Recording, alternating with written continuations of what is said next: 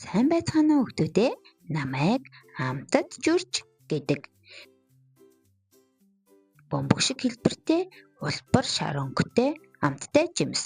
Жүрчийг чихэрлэг жүрж, бүлүүрт жүрж, улаан жүрж гэж нэрлэдэг.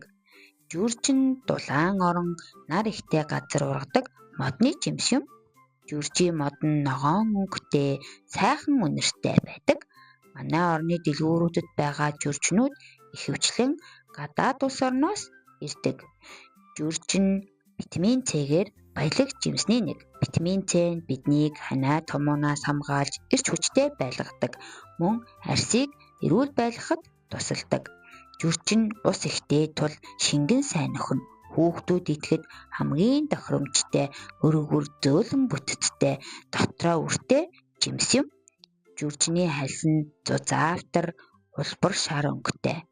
Хальсны гадаргуу нь бага зэрэг товгор жижиг нөхсөвтэй мэт харагддаг.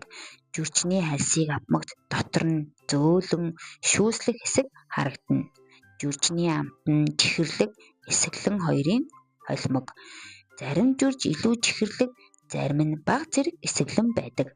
Жүрч идэхэд аманд шүүслэг, сэрүүцсэн мэдрэмж төрдөг.